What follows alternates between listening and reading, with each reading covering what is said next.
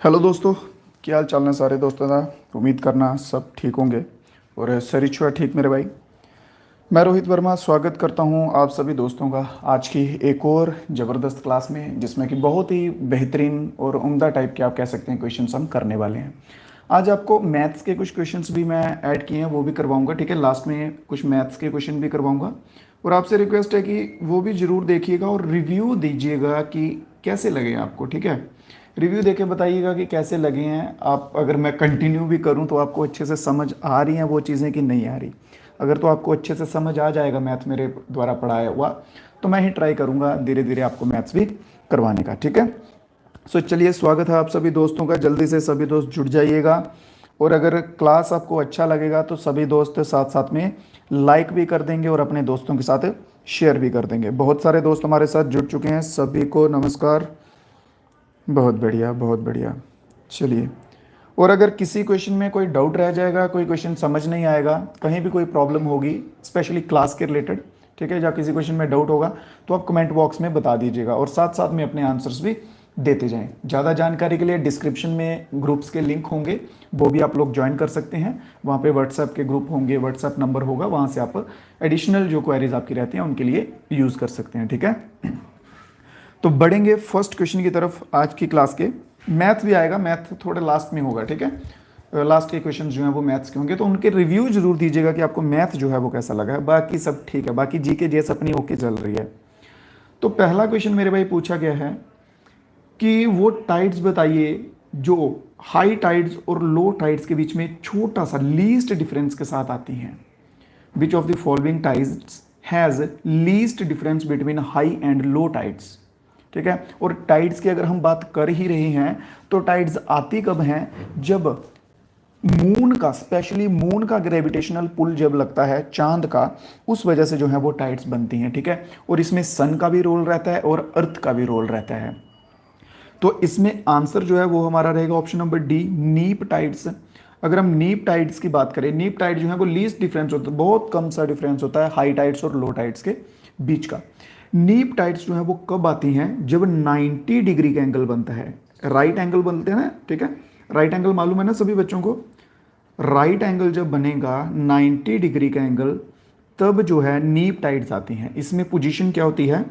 इसमें पोजीशन रहती है, इस जगह सन होता है, इस जगह पे अर्थ होती है और इस जगह पे जो है मून होता है, इस जगह पे मून होता है। जब इस पोजीशन में ये तीनों हो जाते हैं तब जो है वो नीप टाइड्स आते हैं। क्लियर?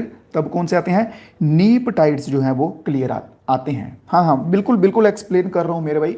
जो जो चीज़ें मुझे लगेंगी एक्सप्लेन करने लायक हैं या इनसे कुछ इनडायरेक्टली क्वेश्चन बनेंगे, वो डेफिनेटली एक्सप्लेन करूंगा। इस पे क्वेश्चन सीधा पूछ सकते हैं कि राइट एंगल पे कौन से टाइड्स आते हैं, तो नीप टाइड्स। एक स्प्रिंग टाइड का मोस्टली पूछते हैं, स्प्रिंग टाइड्स। और स्प्रिंग टाइड्स कब आते हैं? स्प्रिंग टाइड्स आते हैं फुल मून पे। ठीक है, जब फुल मून होता है या फिर आप कह सकते हैं न्यू मून होता है, फुल या फिर न्यू मून, इस टाइम पे जो है वो स्प्रिंग टाइड्स आते हैं। तो इसका आंसर हमारा ऑप्शन नंबर डी रहेगा। अगला क्वेश्चन देखते हैं। Which of the following countries is known as the country of winds. ठीक है, विंड्स की कंट्री जो है वो किस कंट्री को कहा जाता है? कोशिश कीजिएगा आप सभी दोस्त, जो जो आंसर्स आपको आते होंगे साथ साथ में आंसर देते जाएंगे। इसके रिलेटेड क्वेश्चन बनते हैं। एक तो ये विंड्स आ गया, एक क्वेश्चन बनेगा लेक्स, कंट्री ऑफ लेक्स किसे कहा जाता है। फिर राइजिंग सन, राइजिंग सन। जो जो प्रोबेबिलिटी होगी क्वेश्चन आने की, जो जो टॉपिक मैं स्पेशली आपको पढ़ाता हूँ उसके रिलेटेड जितने क्वेश्चंस बन सकेंगे मैं अपनी तरफ से पूरी कोशिश करूँगा कि कुछ छूटे ना। अगर कोई छूट भी जाए तो आप बता सकते हैं, उसको हम फिर से भी कवर कर लेंगे, उसमें कोई बड़ी बात नहीं है। ठीक है, और नॉलेज एंड एनलाइटमेंट। ठीक है, ये चार जो हैं इनके ऊपर मोस्टली क्वेश्चन जो है वो पूछे जाते हैं। और जिन जिन भाइयों को आंसर पता होंगे उन सभी से रिक्वेस्ट है कि आंसर भी साथ साथ में देते जाएंगे। और अगर क्लास आपको अच्छा लगेगा तो थोड़ा सा आप सभी दोस्त एटलीस्ट जितने बच्चे देख रहे हैं उतने लाइक जो है वो कर दीजिएगा। ठीक है, साथ साथ में लाइक भी करते जाएंगे। सबसे पहले हम बात करेंगे कंट्री ऑफ लेक्स जो है वो किसे कहा जाता है। किस देश को कंट्री ऑफ लेक्स के नाम से जाना जाता है? तो इसमें क्या आंसर आ जाएगा? फिनलैंड हमारा आंसर आ जाएगा। एक मिनट, कलर दूसरा कर लेता हूँ। ठीक है, इसमें क्या आंसर आ जाएगा, फिनलैंड जो है वो आंसर आ जाएगा। कंट्री ऑफ राइजिंग सन किसे कहा जाता है, तो कंट्री ऑफ राइजिंग सन कहा जाता है जापान को। मिडनाइट सन वाली कंट्री किसे जाता है, तो ये कहा जाता है नॉर्वे को। Country of enlightenment and knowledge जो है वो किसे कहा जाता है, वो कहा जाता है हमारे प्यारे भारत को, ठीक है, इंडिया को, भारत को कहा जाता है। क्लियर।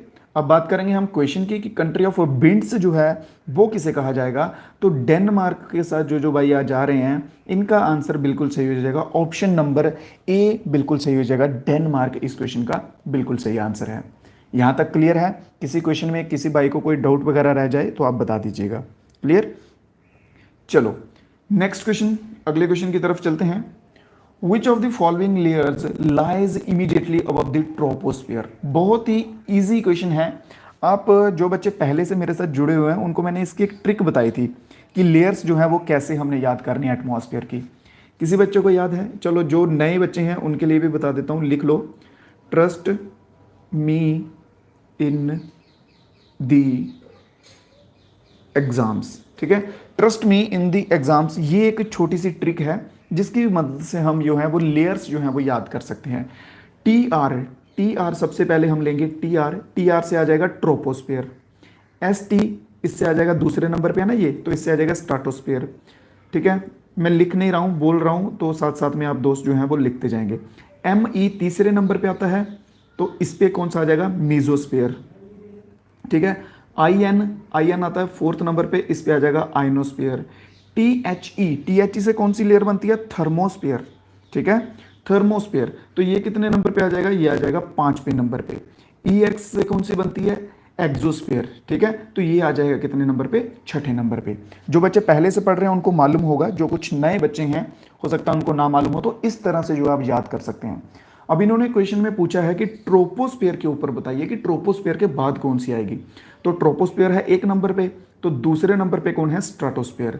तो हमारा आंसर इसमें क्या हो जाएगा भाई, आंसर हो जाएगा option number A, stratosphere is the right answer. Note सभी दोस्त बनाते जाएंगे साथ साथ में, आपके लिए बहुत ही लाभदायक होने वाली है ये चीज। क्लियर, तो ऑप्शन नंबर ए इसमें बिल्कुल सही हो जाएगा। नेक्स्ट क्वेश्चन देखते हैं।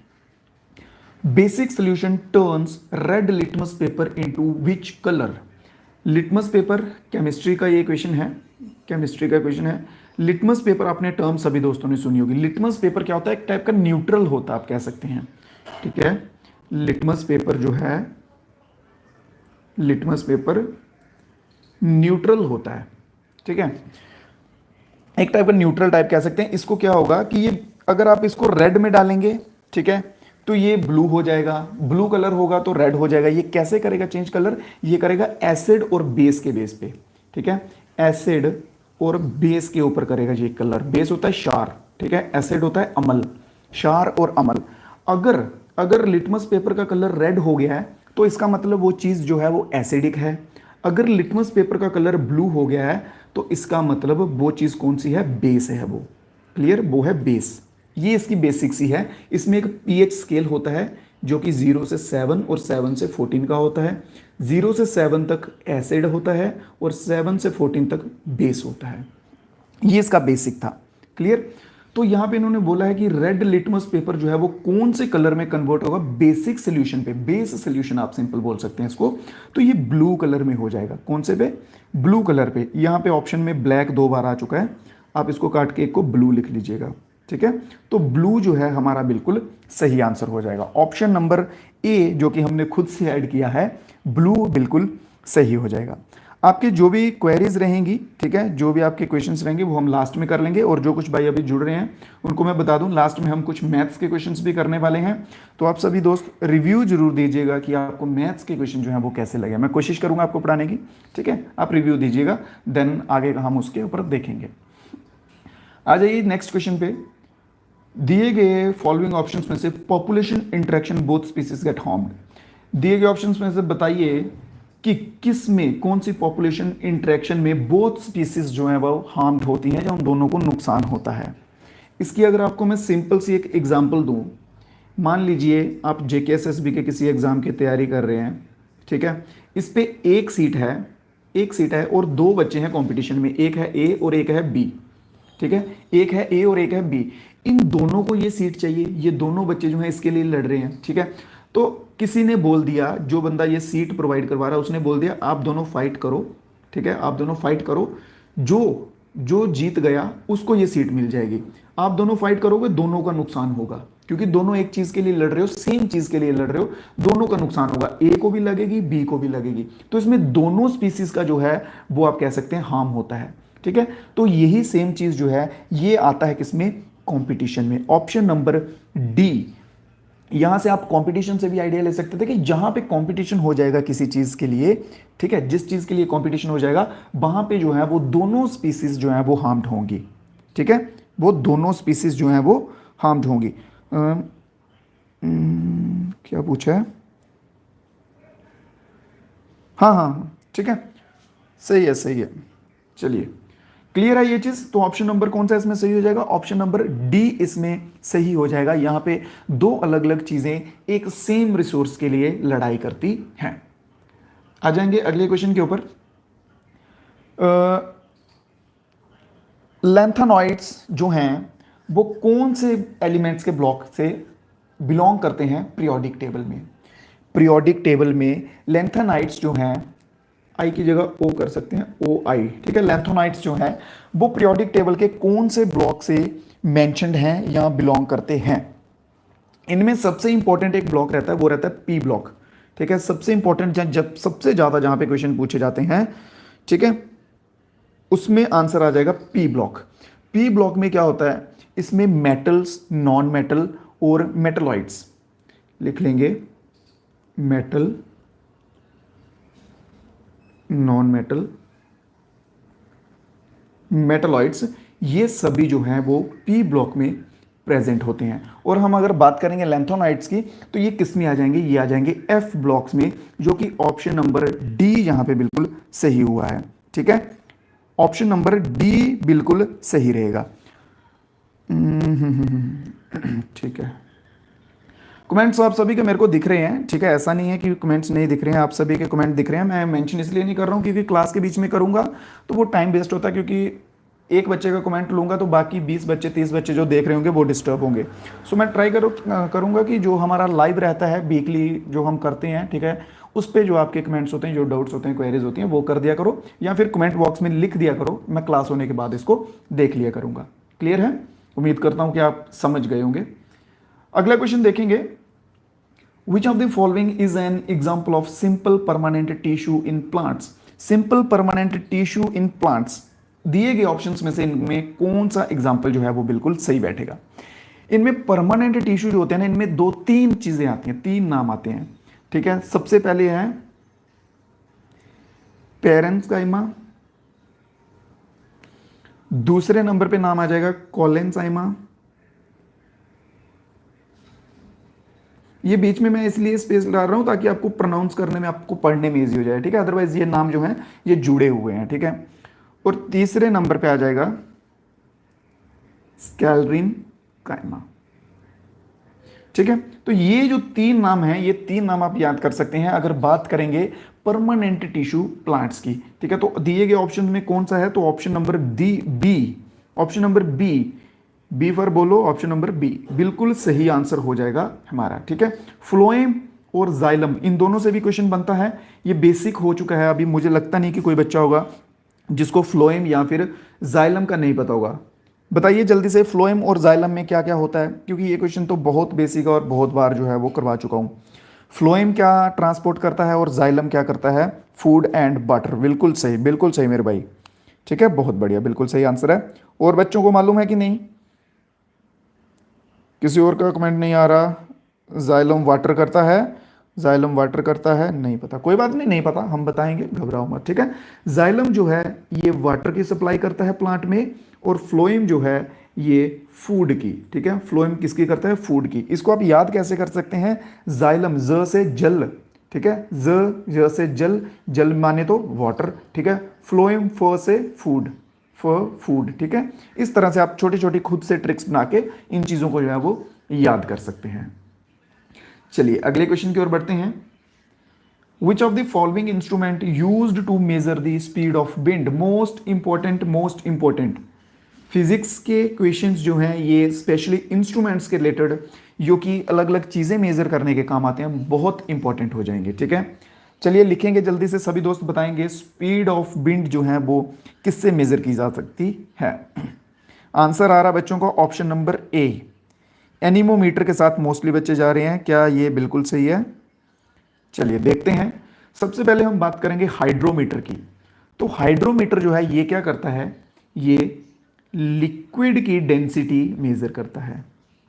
क्या मेजर करता है? लिक्विड डेंसिटी मेजर करेगा हाइड्रोमीटर। फिर हम बात करेंगे बैरोमीटर की। तो बैरोमीटर क्या करेगा?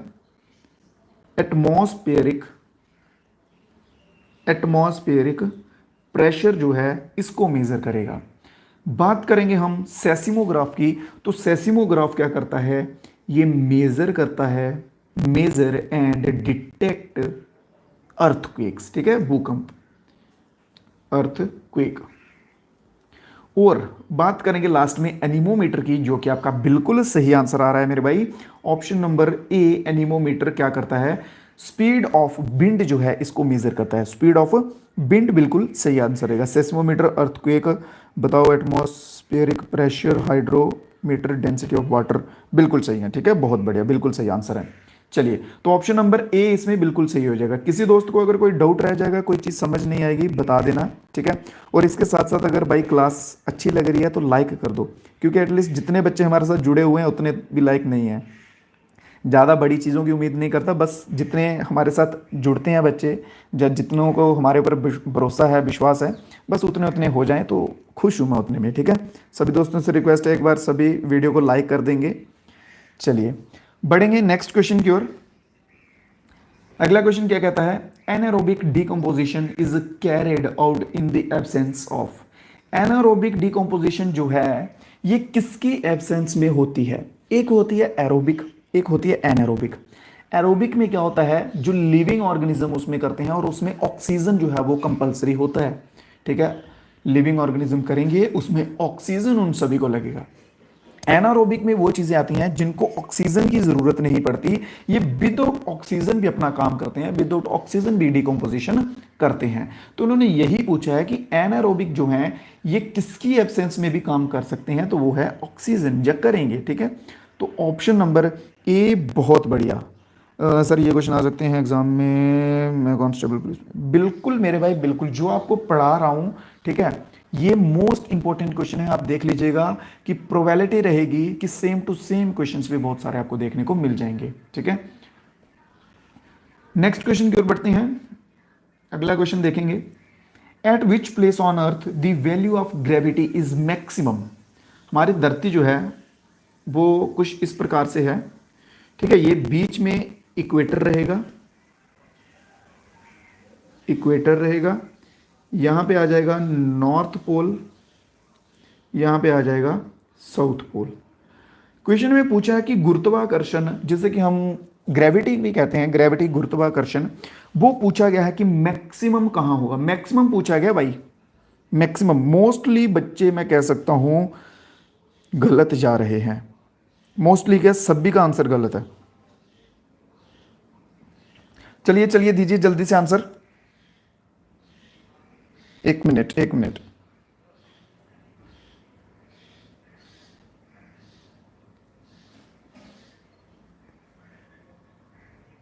हाँ हाँ ठीक है ठीक है, बट आंसर जो है वो मेरे भाई वो बेड़ चाल वाला, इसमें आपने काम किया थोड़ा सा, बेड़ चाल वाला काम नहीं करना है, अपने आप पे विश्वास रखो। ठीक है, अगर गलत हो भी जाता है इनकेस तो कोई बड़ी बात नहीं है, गलतियां होती हैं। इक्वेटर, इक्वेटर के साथ जो बच्चे जा रहे हैं, जो बच्चे इक्वेटर के साथ जा रहे हैं, प्रिपेयर्ड फूड मटेरियल, इक्वेटर वाले बच्चे बिल्कुल गलत हो जाएंगे। ठीक है, ऑप्शन नंबर ए इसमें बिल्कुल सही रहेगा। मोस्ट ग्रेविटी जो है वो पोल्स के ऊपर होती है, नॉर्थ पोल हो चाहे साउथ पोल हो, पोल्स के ऊपर मैक्सिमम रहेगी और इक्वेटर के ऊपर मिनिमम रहेगी। ठीक है, पोल्स के ऊपर जो है वो मैक्सिमम रहेगी और पोल इक्वेटर के ऊपर मिनिमम रहेगी। Cooked material, good. चलिए अगले क्वेश्चन को देखेंगे मेरे सभी भाई, आ जाइए। Question number 361, the value of absolute zero temperature in kelvin scale. Kelvin scale की अगर 0 डिग्री पे होगा, ठीक है, केल्विन स्केल अगर 0 पे है, 0 उसका टेम्परेचर है, तो बताइए वो किसके बराबर है। इसमें कंफ्यूज नहीं होना है। एक चीज याद रखिए, एक चीज याद रखिएगा, केल्विन, डिग्री सेल्सियस, फ़ारेनहाइट, ये तीनों अलग अलग रोल प्ले करेंगे। ठीक है, ये तीनों जो है वो अलग अलग रोल प्ले करेंगे। बात करेंगे हम 0 केल्विन, इन्होंने बोला हुआ है 0 केल्विन, इन्होंने बोला हुआ है, ये किसके बराबर होगा। अगर हम बात करेंगे डिग्री सेल्सियस की तो -273.15 डिग्री सेल्सियस के बराबर होगा। अगर हम बात करेंगे फ़ारेनहाइट की तो ये -459.67 फ़ारेनहाइट के बराबर होगा, फ़ारेनहाइट के बराबर होगा। क्लियर है, यहां तक आपको क्लियर है चीज। अब बताइए जल्दी से कि इसका आंसर जो है वो क्या हो जाएगा। इसका आंसर जो है वो क्या हो जाएगा। इसका आंसर होगा ऑप्शन नंबर बी, नहीं ए नहीं। देखो मैं इसलिए ये आपको लिख के मैंने आपको इसलिए ये चीज बताई ताकि आप कंफ्यूज ना हो जाओ इसमें, ठीक है, ताकि आप कंफ्यूज ना हो सको, इसलिए ये लिख के बताइए। देखो मैंने क्या बोला, -273, ये आपने यही देखा सिर्फ, बट इसके आगे ये के भी देखो ना, ये केल्विन को मेंशन कर रहा है। अगर यहाँ पे सेल्सियस होता या सी होता तो फिर ये आंसर सही हो जाता। ठीक है, -100 केल्विन ये तो है ही नहीं। ये जो है ये टर्म भी बिल्कुल ऑप्शन नंबर डी की टर्म सही है, बट आगे के भी तो लिखा हुआ है भाई, इसको भी तो देखो। अगर के की जगह एफ होता तो फिर ये आंसर हो सकता था, फ़ारेनहाइट होता फिर होगा। क्लियर। देखो मैं आपकी चीज समझ रहा हूं, आपका डाउट समझ पा रहा हूं। आप इन टर्म्स को देख के बोल रहे हैं कि सर ए होगा या डी होगा, बट मेरे भाई इसके आगे के सिंबल्स भी देखो। ये जो इसके आगे सिंबल्स है ना, रुको, ये इसके आगे सिंबल्स है ना, ये भी देखो। ठीक है, ये केल्विन को मेंशन कर रहे हैं। अगर ऑप्शन ए में के की जगह सी होता तो आंसर होता, या ऑप्शन डी में के की जगह एफ होता तो ये आंसर होता। क्लियर है, उम्मीद करता हूं कि अब आपको ये चीज समझ आ गई होगी। आगे बढ़ते हैं, नेक्स्ट क्वेश्चन पे देखते हैं। Which among the following has the lowest calorific value. दिए गए ऑप्शंस में से सबसे कम कैलोरीफिक वैल्यू। सर आपका खुद का कॉन्सेप्ट क्लियर नहीं है। क्या क्लियर नहीं है मेरे भाई, बताओ मेरे को, जहां पे आपको लग रहा है नहीं है क्लियर वो बताओ।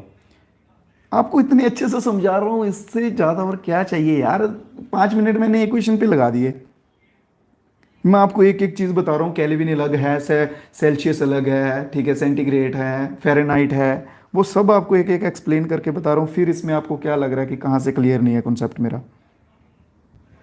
या फिर अगर आपको ऐसा लगता है कि मैं ऐसे करवाऊँ, ऐसा अगर आपको लगता है कि मैं इस तरह से क्वेश्चन करवाऊँ कि हाँ ये क्वेश्चन पढ़ा भाई, ये क्वेश्चन है, इसमें कौन सा आंसर है, इसमें आंसर है ऑप्शन नंबर डी, ये इसका सही आंसर है, चलो। फिर अगला क्वेश्चन पढ़ा, इसका आंसर है ऑप्शन नंबर बी, चलो अगले क्वेश्चन पे।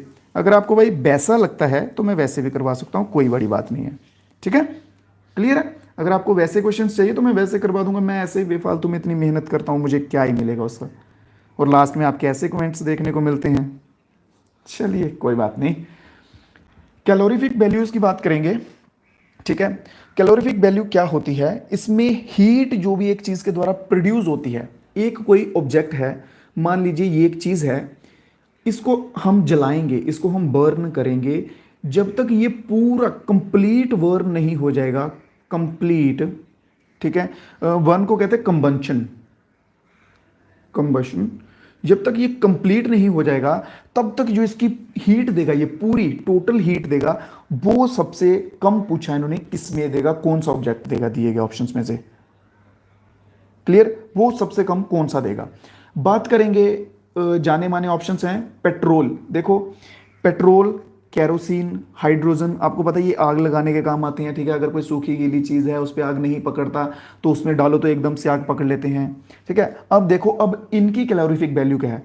सबसे पहले बात करेंगे पेट्रोल की, तो पेट्रोल की आ जाएगी 45,000। कैरोसिन की बात करेंगे तो इसकी भी वैल्यू 45,000 आ जाएगी। हाइड्रोजन की बात करेंगे तो इसकी 1,50,000 इसकी वैल्यू आ जाएगी। तो सबसे कम दिए गए ऑप्शंस के अकॉर्डिंग कौन सा है, तो दिए गए ऑप्शंस के अकॉर्डिंग वुड है। ठीक है, दिए गए ऑप्शंस के according option number A would बिल्कुल सही आंसर रहेगा। मोस्टली इसमें ऑप्शन एक इथेन भी दिया जाता है, मोस्टली इसमें एक ऑप्शन इथेन दिया जाता है, तो अगर वुड ना दिखे आपको तो इथेन पकड़ लेना, इथेन भी बिल्कुल सही हो जाएगा। क्लियर है? चलिए नेक्स्ट क्वेश्चन पे चलते हैं मेरे भाई, अगला क्वेश्चन देखेंगे। हाँ चलो भाई, अब ये क्वेश्चन है एक मैथ का, इसके बाद फिर से मैथ के क्वेश्चन आएंगे एक दो क्वेश्चन के बाद, ठीक है।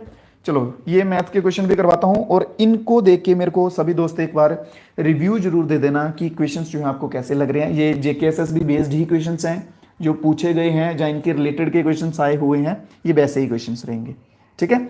चलिए तो देखते हैं क्वेश्चन क्या है। Find the length of the largest pole that can be placed a room dimension of 36 metre. Length है 36 मीटर रूम की, ब्रेड्थ गिवन है 12 मीटर रूम की, ठीक है, और हाइट मेंशन है 9 मीटर। ये देखिए यहाँ पे मेंशन हैं चीजें, ये क्लियर है। और इन्होंने बोला है कि उस रूम में सबसे लंबा पोल जो है हम कौन सा क्रिएट कर पाएंगे। एक मान लीजिए इस टाइप का रूम है, ऐसे बना लीजिए, तो ये यहां से लेके इस कॉर्नर तक जो होगा यही होगा ना लंबा पोल। ऐसे रखेंगे ये तो लंबा नहीं होगा, ऐसे रखेंगे ये भी नहीं होगा, यहां से यहां तक ही होगा। क्लियर, ये चीज समझ गए। अब इसको निकालने के पीछे का फॉर्मूला क्या होता है? इसको निकालने का फॉर्मूला होता है under root L square plus B square plus H square. ये होता है इसके निकालने का फॉर्मूला।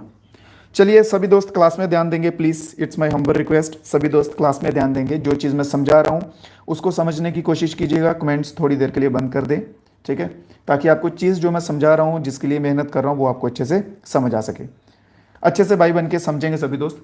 तो ये इसका फॉर्मूला होता है। अब हम देखेंगे 36 का स्क्वायर प्लस 12 का स्क्वायर प्लस एच क्या है 9 का स्क्वायर। आपको ये दो के स्क्वायर तो मालूम होंगे। 36 का स्क्वायर कैसे निकालेंगे? स्क्वायर्स निकालने आते हैं, डबल डिजिट के स्क्वायर कैसे निकालते हैं? ये 36 है, 6 का 36, 3 का 9, 6 से 18, 18 दूनी 36, 6 9 12, ये आ जाएगा इसका स्क्वायर।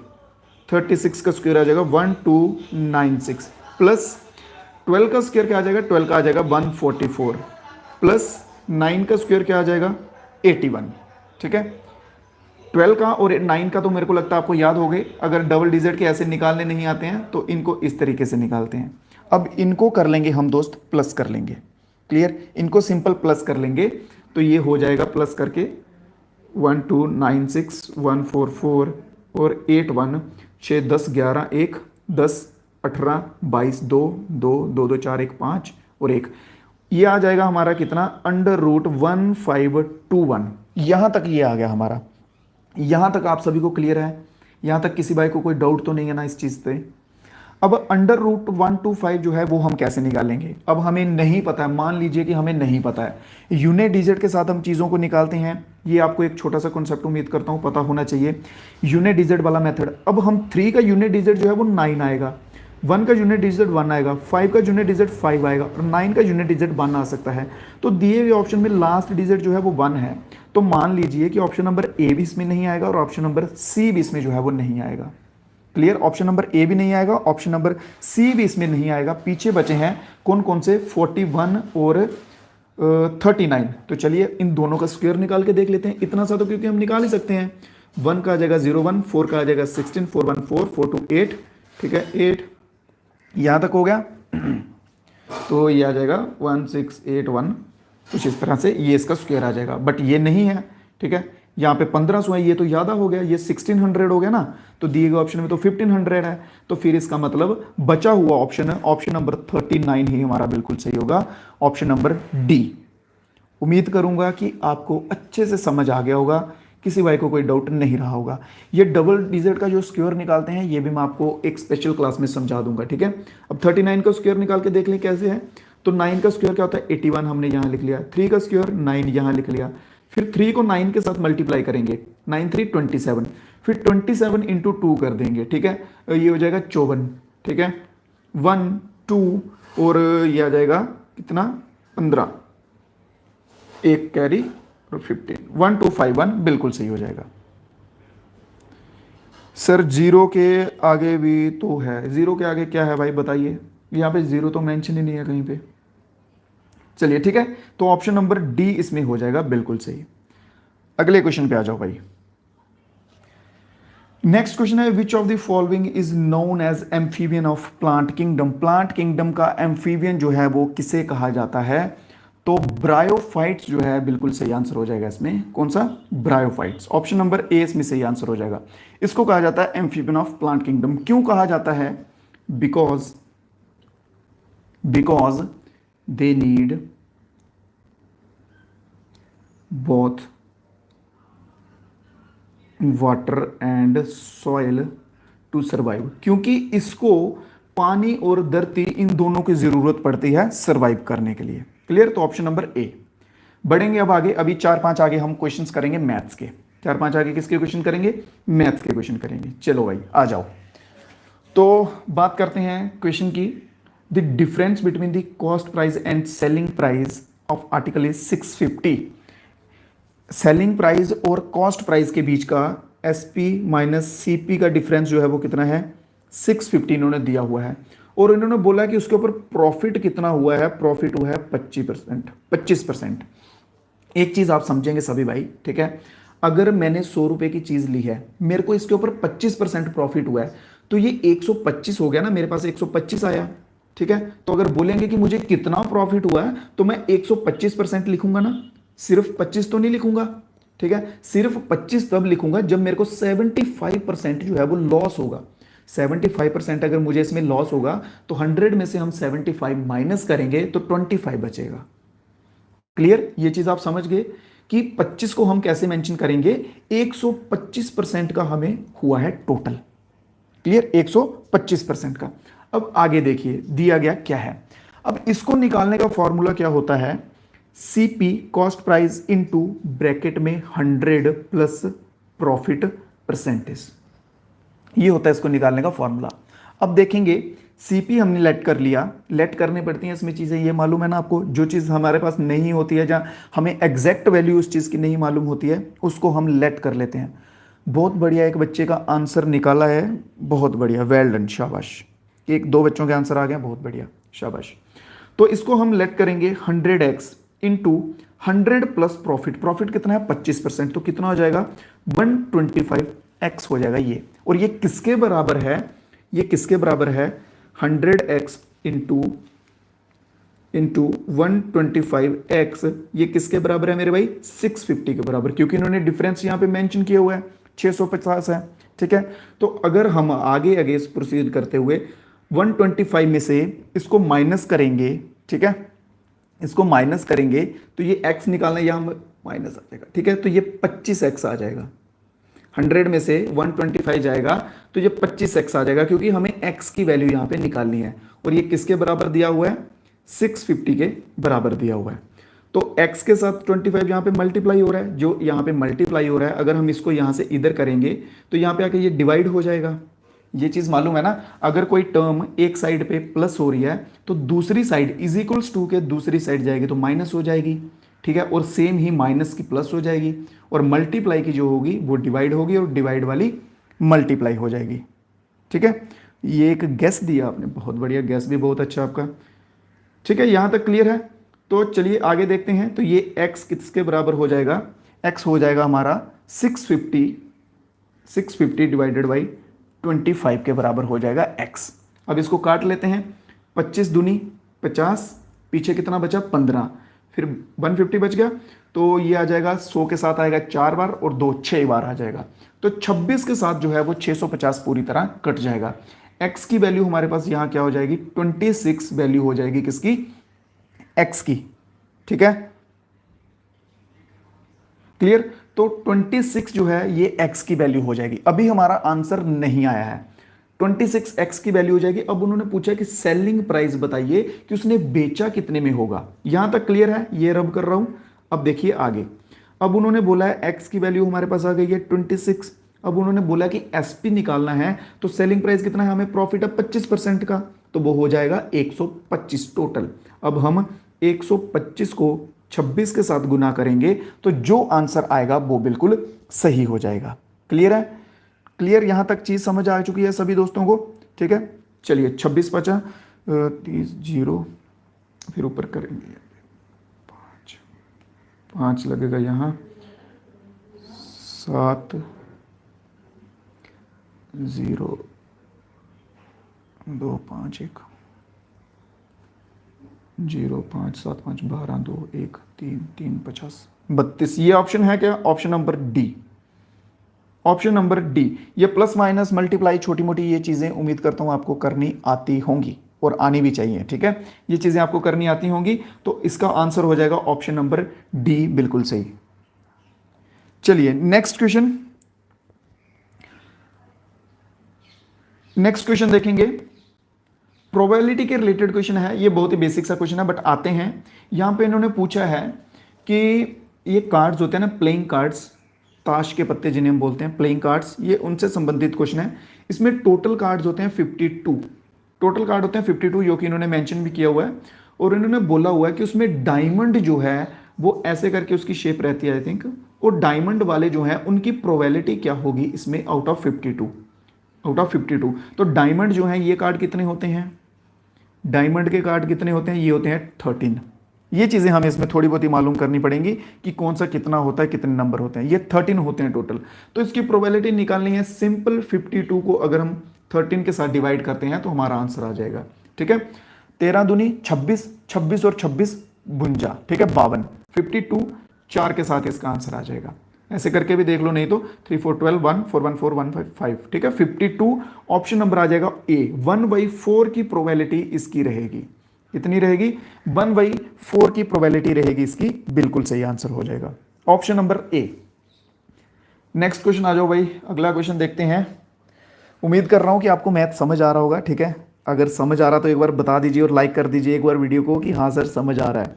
अगर मेरे को थोड़ा सा मोटिवेशन दोगे कि समझ आ रहा, तो फिर मैं ट्राई करूंगा कि बीच बीच में क्लासेस आपको मैथ्स की भी देता रहूंगा। क्वेश्चन में बोला गया है surface area, total surface area निकालना है एक क्यूबाइड का। टोटल सरफेस एरिया निकालना है किसका? क्यूबाइड का, जिसकी लेंथ ब्रेड्थ, ये रही लेंथ, ये रही ब्रेड्थ और ये रही हाइट। लेंथ ब्रेड्थ हाइट हमें गिवन है। इसका फॉर्मूला क्या होता है? 2 bracket L into B plus B into H plus H into L, ठीक है। लेंथ को ब्रेड्थ के साथ मल्टीप्लाई करते हैं, ब्रेड्थ को हाइट के साथ और हाइट को लेंथ के साथ, इन तीनों को आपस में मल्टीप्लाई करते हैं और फिर तीनों को प्लस करके सिंपल 2 से मल्टीप्लाई कर देंगे, आंसर आ जाएगा। यहां तक चीज समझ आ गई सभी दोस्तों को? चलो करके देखते हैं अब आगे। 2 लेंथ कितनी है? 21, मल्टीप्लाई करेंगे 25 के साथ, प्लस कर देंगे 25 इंटू 29 प्लस 29 इंटू 21, ये आ गया।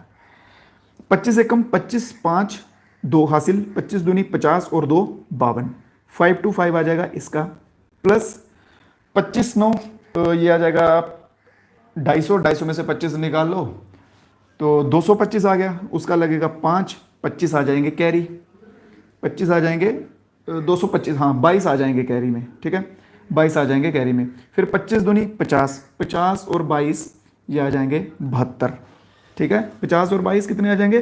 72। ये मैं पूरा 25 को मल्टीप्लाई कर रहा हूँ इसके साथ। अगर आप ऐसे कंफर्टेबल नहीं है पूरे पूरे को मल्टीप्लाई करने में, सिंगल सिंगल डिजिट का भी कर सकते हैं। जैसे 5 को 9 के साथ कर लिया, फिर 5 को 2 के साथ कर लिया, वैसे भी कर सकते हैं। वो डिपेंड करेगा कि आपकी प्रैक्टिस के ऊपर, ठीक है। तो ये आ जाएगा 725। फिर आगे हम बात करेंगे 21 और 29 की, ठीक है। 21 को 9 के साथ करेंगे 210 आएगा, 21 को 10 के साथ करेंगे 210 आएगा, 9 बीच में से घटा लेंगे, ठीक है 9 बीच में घटा लेंगे तो 201 आएगा। एक यहाँ पे आ जाएगा, ठीक, नहीं नहीं नहीं 9 आ जाएगा, 9 29 इंटू 9 2 हासिल, फिर 29 दूनी 60 में से 2 58, 58 2 60, ठीक है 60, ये हो जाएगा इसका। 29 को इसके साथ कीजिए, 29 एकम 29, 9 2 कैरी लग जाएगा, 29 दूनी 58, 58, 58 प्लस 2 60, ये आ जाएगा यहाँ पे। यहाँ तक क्लियर है? मल्टीप्लाई वगैरह करना आता है ना सभी दोस्तों को? और इन तीनों को प्लस कर लीजिएगा, इन तीनों को प्लस कीजिए, 9 5 5 10 19, 9 फिर 2 2 4 और 1 कैसे 5 6 6 12 6 18 और 1 19 और 1 18, ये आ जाएगा इन तीनों का सम। और यहाँ पे देखिए ये 2 भी तो है हमारे पास, फिर इसको कर देंगे इसके साथ मल्टीप्लाई, 859 इंटू 2, 9 दूनी 18, 1 5 दूनी 10, 1 1 हासिल, 8 दूनी 16, 16 और 1 17, 2 एकम 2 और 1 3, 3718 इसका बिल्कुल सही आंसर हो जाएगा। 37 सिलेबस सिलेबस सिलेबस, ठीक ठीक ठीक। चलिए यार देखो मेरी बात सुनो, जब ना कोई वैसी चीज़ होती है ना कि आपको समझ नहीं है या चीज़ें थोड़ी, आप मेरे को बोलते हो कि सर मैथ कराओ रीजनिंग करवाओ, आप समझते हो नहीं, सभी यहाँ पे कमेंट्स में लगे हुए हैं दे धड़ाधड़ दे धड़ाधड़। इसका कोई मीनिंग है क्या, मेरे को ये बताओ। जो चीज़ समझा रहा हूँ, जो चीज़ें समझने वाली हैं, मैथ रीजनिंग में सबसे ज़्यादा आपको मार लगती है, ठीक है, सबसे ज़्यादा आपका नुकसान यही करवाएंगे। फिर आपको ये चीज़ समझा रहा हूँ इतने अच्छे से मेहनत से तैयार की है कि ताकि आपको अच्छे से कॉन्सेप्ट क्लियर हो जाएं, और आप उस चीज़ को समझ नहीं रहे। उसको समझिए, उसको देखिए, अदरवाइज हाँ ठीक है क्लियर। तो ऑप्शन नंबर इसमें कौन सा सही हो जाएगा, ऑप्शन नंबर सी इसमें सही हो जाएगा, 3718। अगला क्वेश्चन देखेंगे। ब्लॉक हो जाओगे भाई, मैं आपको बता रहा हूं, चुप हो जाओ। एम, दानिश, ये नाम ले रहा हूं, ठीक है, ये चुप हो जाएं, नहीं तो ब्लॉक कर दिए जाओगे। ये लास्ट मैसेज होगा, इसके बाद ब्लॉक कर दिए जाओगे, ये वार्निंग है मेरी तरफ से। चलिए अगले क्वेश्चन को देखेंगे। फिर भाई देखो, अगर एक बार ब्लॉक हो गए ना, फिर कोई क्लास नहीं देख पाओगे, मैं बता रहा हूं। फिर पेड कोर्स ले लेना जाके 700 800 1000 2000 का, फिर वहां से देखा करना, फिर शांति से, ठीक है। चलिए अगला क्वेश्चन देखेंगे। How many small spheres of radius 4 centimetre can be formed by melting a iron sphere of 12 centimetre. एक 12 सेंटीमीटर का, एक 12 सेंटीमीटर का स्पेयर है, ठीक है, रेडियस है, दो चीजें हैं, रेडियस सर्कल का ही होता है ना, ठीक है। तो इसका 12 सेंटीमीटर का एक बड़ा हमारे पास है, और इन्होंने बोला है कि हमें इसके छोटे छोटे बनाने हैं जिनका रेडियस जो है वो 4 होगा। रेडियस क्या होता है, सर्कल का हाफ, ठीक है, ये हो जाएगा रेडियस, ठीक है। तो इसके हमें 4 सेंटीमीटर के रेडियस वाले कन्वर्ट करने हैं इसमें से। तो ये कितने बनेंगे, ये कितने बनेंगे, यहां तक चीज समझ आ गई। चलो अब आगे देखते हैं कि कितने बनेंगे। इस टाइप के क्वेश्चन को निकालने के लिए हमारे पास एक फॉर्मूला होता है, 4/3 पाई आर क्यूब बटे 4/3 पाई आर क्यूब, ठीक है। ये पहला जो है 4/3 पाई आर, ये आ जाएगा जो मेन है, जो मेन रेडियस है उसका, ठीक है। मेन रेडियस कितना है, 12 सेंटीमीटर। ये दूसरा जो है ये आ जाएगा जो जिसमें हमने कन्वर्ट करना है। तो कन्वर्ट कितने में करना है, हमने कन्वर्ट करना है 4 सेंटीमीटर में। यहां तक चीज समझ आ गई ना, 4 सेंटीमीटर में कन्वर्ट करना है। चलिए अब आगे देखिए, इसको हम कैसे लिखेंगे, 4/3 पाई आर क्यूब बटे 4/3 पाई आर क्यूब। ये 4/3 पाई ये कट जाएंगे, सिंपल ये कट जाएंगे, आर क्यूब बचा, तो ऊपर बचा 12 का क्यूब, नीचे बचा 4 का क्यूब। अब देखिए कि 12 जो है, क्या ये 4 से कटता है, बिल्कुल कटता। आप बोलेंगे सर 4 तिया 12 होता है, तो ये 3 के साथ कट जाएगा, ठीक है, ये 3 के साथ कट जाएगा। तो पीछे हमारा क्या बचा, सिर्फ 3 का क्यूब बचा। तो अब 3 का क्यूब जल्दी से बता दें मेरे को बच्चे कि 3 का क्यूब जो है वो कितना होता है। क्यूब बोले तो 3 को 3 बार गुना करना, 3 3 9, 9 3 27। तो 27 जो है वो 4 सेंटीमीटर के रेडियस वाले स्पेयर्स जो हैं वो इस 12 सेंटीमीटर के स्पेयर से बन जाएंगे, ठीक है। तो ऑप्शन नंबर डी इसमें बिल्कुल सही हो जाएगा, ऑप्शन नंबर डी। अगर आप यहाँ पे काटते नहीं तो अगर आप वैसे भी कर लेते तो 12 का जो क्यूब ले लेते, 12 का क्यूब ले लेते, ठीक है, फिर उसके ये लंबा हो जाता, 12 का स्क्वायर आता पहले 144, फिर इसको 12 के साथ करते ये क्यूब आता, फिर 4 का क्यूब आता 64, फिर इनको डिवाइड करते ये लंबा हो जाता। तो इससे बेटर है कि अगर यहीं पे कट रहा है, यहीं से क्वेश्चन शॉर्ट हो सकता है, तो हम क्यों इतना टाइम वेस्ट करेंगे। क्योंकि जितनी जल्दी आप एग्जाम में मैथ्स रीजनिंग के इन क्वेश्चंस को सॉल्व करते हुए चलोगे उतना आपका टाइम बचेगा। यहाँ पे ये क्वेश्चन 10 सेकंड में हो गया, अगर आप इस तरह से करते तो यहाँ पे 2 मिनट लगते, तो कितना टाइम बचा ना आपका। चलिए तो ऑप्शन नंबर डी इसमें सही हो जाएगा। नेक्स्ट क्वेश्चन पे चलते हैं। रिव्यू में जरूर बताइएगा लास्ट में भाई कि क्लास आपको जो है वो कैसा लग रहा है, ठीक है, मैथ्स का, क्योंकि मैथ्स भी इंपॉर्टेंट है और वो भी करवाएंगे आपको। फिर से एक total surface area of cube के रिलेटेड क्वेश्चन है।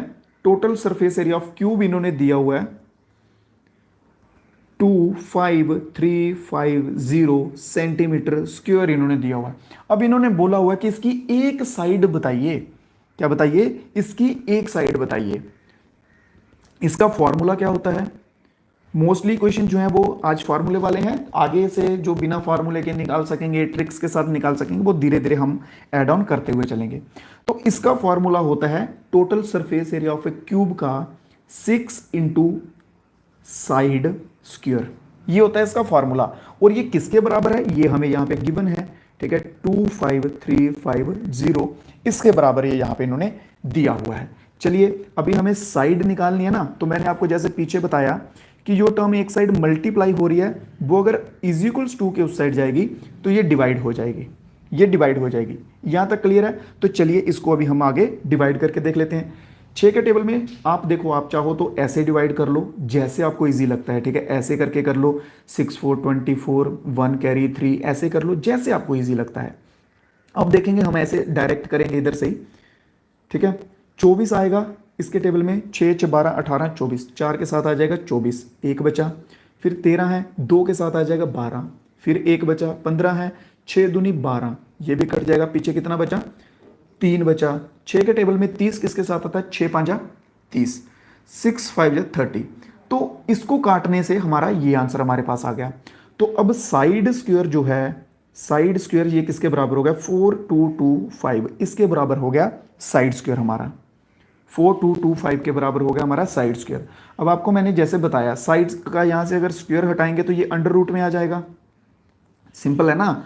साइड स्क्वायर है इज इक्वल्स टू 4225 है, अगर यहाँ पे स्क्वायर हटाएंगे, क्योंकि यहाँ पे स्क्वायर में तो आंसर ही नहीं है, ठीक है, इसको अंडर रूट में करेंगे तो ये अंडर रूट में आ जाएगा। तो अब बताइए कि ये किसका परफेक्ट स्क्वायर जो है वो बनता है, ये किसका परफेक्ट स्क्वायर बनता है। तो लगाइए यूनिट डिजिट वाला मेथड लगाइए, जैसे आपको पीछे बताया मैंने क्वेश्चन में कि ये 5 है इसके लास्ट में, तो मतलब इसका नंबर आंसर भी वही होगा जिसके यूनिट डिजिट में 5 बनेगा। अब 3 का यूनिट डिजिट 9 होगा, ये तो आंसर नहीं होगा। 7 का यूनिट डिजिट क्या होगा, 7 7 9 होगा, ये भी आंसर नहीं होगा। 1 जो है, 1 का यूनिट डिजिट 5 हो सकता है, ठीक है, ये आंसर में हो सकता है। डी जो है 5 का यूनिट डिजिट होता है 25, इसके 5 यूनिट डिजिट में आएगा, ये भी आंसर हो सकता है। अब हमारे पास कंफ्यूज हैं दो ऑप्शंस में कि 50-50 हो गया अभी, ठीक है, अभी ज़्यादा दूर की बात नहीं है, 50-50 हो गया। तो अब हम किसी को भी पकड़ के देख सकते हैं। 65 का स्क्वायर देखेंगे तो 5 का 25, 7 को 6 को 7 के साथ करेंगे, 6 6 का 36 और 42, ये देखिए 65 का आंसर बिल्कुल सही हो जाएगा, ऑप्शन नंबर डी। ये आप सोच रहे होंगे कि सर आपने ऐसे लिखा 65, सीधा का सीधा आपने स्क्वायर कर दिया, कैसे कर दिया। ये ना इनको निकालने के छोटे छोटे ट्रिक्स हैं मेरे भाई, डबल डिजिट के स्क्वायर निकालना, ट्रिपल डिजिट के स्क्वायर निकालना, ठीक है, तो इनके ट्रिक्स हैं, ये भी आपको टाइम के साथ साथ बताता जाऊंगा। तो ऑप्शन नंबर डी इसमें याद रखिएगा, ऑप्शन नंबर डी बिल्कुल सही हो जाएगा। नेक्स्ट क्वेश्चन देखते हैं, और ये आज की क्लास का लास्ट क्वेश्चन रखेंगे इसको हम, फिर कल फिर से आपसे मिलेंगे। नेक्स्ट क्वेश्चन है, the sum of two number is 18 and the difference between them is 12, तो find the number। दो कोई नंबर हैं, उनको मान लो x है और एक y है, तो उन्होंने मेंशन किया है x प्लस y, इनका सम है 18। तो अगर हम इन दोनों के बीच का डिफरेंस निकालते हैं, x माइनस y करते हैं, तो ये आ जाएगा कितना, 12 आ जाएगा, ठीक है, ये आ जाएगा 12। यहाँ तक ये चीज़ क्लियर आपको कि इन दोनों का सम जो है वो 18 है और इन दोनों का डिफरेंस जो है वो 12 है। अब हमें आप बताएंगे, देखिए चाहे तो आप सीधा डायरेक्ट इससे भी कर सकते हैं, डायरेक्ट ऑप्शन से भी बात बन जाएगी, ठीक है, ऐसी बात नहीं है कि ये सॉल्व भी करना है। अब देखो ऑप्शन नंबर डी देख लो, इन दोनों का इन्होंने सम कितना बोला है, 18 बोला है, 5 और 3 कितने होते हैं, 8, ये तो बात बनेगी नहीं, तो ये गलत हो जाएगा। 10 और 8 कितने होते हैं, 18, बिल्कुल ठीक है, ये सम हो गया इसका सही। अब इन्होंने बोला डिफरेंस 12 है, अगर हम 10 में से 8 को निकालेंगे तो पीछे 2 बचेगा, ये गलत है, तो ये भी गलत हो जाएगा। अब इसको देखेंगे ऑप्शन नंबर बी को, तो इसमें 10 और 5 कितने हो जाएंगे, 15, तो इन्होंने 18 बोला हुआ है, तो ये भी गलत है। ऑप्शन नंबर ए को देखेंगे, 15 और 3 कितने होते हैं, 18, बिल्कुल सही है, ठीक है, 15 प्लस 3 कितने होंगे, 18 होंगे, इन्होंने यही बोला है कि इनका सम 18 है, बिल्कुल सही। दूसरा इन्होंने बोला है कि इनके बीच का गैप जो है वो 12 होगा, 15 में से अगर हम 3 माइनस करेंगे तो क्या 12 हमारे पास आ रहा है, 12 आ रहा है, बिल्कुल आ रहा है। तो आप ऐसे सीधा ऑप्शन से भी इसको एलिमिनेट कर सकते हैं, सीधा ऑप्शन से भी आप इसको एलिमिनेट कर पाएंगे। तो ऑप्शन नंबर ए इसमें सही आंसर हो जाएगा।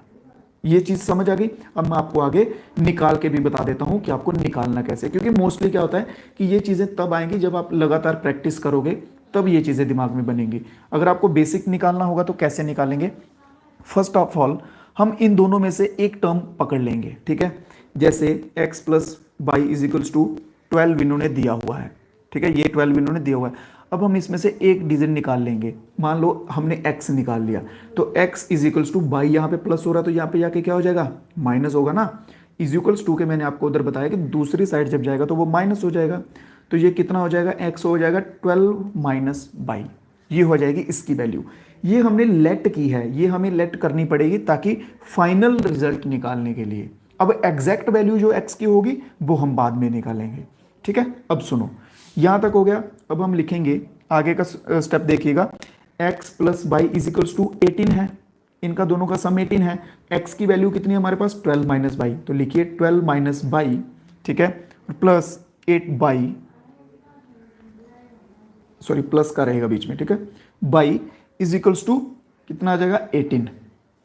यहां तक क्लियर है, इज इक्वल्स टू 18। ये कैसे आया, 12 का 12 आ गया, 12 प्लस बाई, ये बाई यहाँ पे आ गया, और यहाँ पे जो बाई है ऊपर, ये वाला बाई ये यहाँ पे लगा दिया, और ये किसके बराबर है, 18 के बराबर है। बाई प्लस बाई 2 बाई हो जाएगा। ये 12 जहाँ पे प्लस हो रहा है तो इसको इसकी साइड वाले पे लेना पड़ेगा, तो ये प्लस का यहाँ पे आके माइनस हो जाएगा। 18 में से 12 गए तो कितने बचे, 6 बचे। तो ये क्या हो गया, 2y इज इक्वल्स टू 6 हो गया। अब हमें बाई निकालना है, तो बाई इज इक्वल्स टू, ये यहाँ पे 2 मल्टीप्लाई हो रहा है तो यहाँ पे आके डिवाइड हो जाएगा, तो ये कटेगा, तो बिल्कुल सही कटेगा, ठीक है। 3 2 6 के साथ ये कट जाएगा, ठीक है। तो बाई की वैल्यू क्या, नहीं 2 है यहाँ पे नीचे, 2 3 आ जाएगा, ठीक है। तो बाई की वैल्यू क्या आ जाएगी, 3 हो जाएगी हमारे पास y की वैल्यू। ये है एक्चुअल वैल्यू। ये कौन सी है, ये एक्चुअल वैल्यू है जो हमें चाहिए। अब हम इससे इजीली जो है वो x की भी निकाल सकते हैं। x plus 3 is equals to 18, ठीक है। तो यहाँ पे ये प्लस हो रहा है, यहाँ पे जाके माइनस हो जाएगा। x is equals to 18 minus 3, तो ये आ जाएगा 15, ये बिल्कुल सही इसका आंसर आ जाएगा। ऐसे कुछ इस प्रकार से जो है वो ये क्वेश्चन निकालना था, ठीक है। x की वैल्यू आ गई 15 और y की वैल्यू जो है वो आ गई 13। ये लंबा प्रोसेस हो जाएगा, इसमें आपको प्रैक्टिस लगेगी, इसलिए मैंने आपको शॉर्ट तरीका बताया इसको करने का कि सीधा ऑप्शन से इनको एलिमिनेट कर लीजिए, क्योंकि उन्होंने सीधा सीधा दिया हुआ है कि भाई इनका सम इतना बन रहा है तो इनका सम करके देख लो, इसका नहीं बनता ये कैंसिल, इसका नहीं बनता ये कैंसिल, इन दो का बनता है सम। अब माइनस करके देख लो, माइनस भी उन्होंने दिया हुआ है डिफरेंस, तो इसका डिफरेंस तो 2 बनेगा, ये गलत हो जाएगा, इसका डिफरेंस बनेगा 12। तो ऑप्शन नंबर ए बिल्कुल सही हो जाएगा। क्लियर। तो ये थी मेरे भाइयों आज की क्लास। उम्मीद करूंगा कि मैंने जितनी कोशिश की है, जितने अपनी तरफ से किया है, वो अच्छे से आपको समझ आ गया होगा। अगर उसके बावजूद भी कोई डाउट रहता है किसी क्वेश्चन में, किसी टाइप में, तो आप कमेंट में लिख के बता दीजिएगा, ठीक है। कोई अगर किसी भाई को कोई डाउट रहता है, कोई क्वेरी होती है, तो आप कमेंट में मेरे को बता सकते हैं। चलिए, हैप्पी टीचर्स डे, बहुत बहुत शुक्रिया मेरे भाई, आप सभी को भी।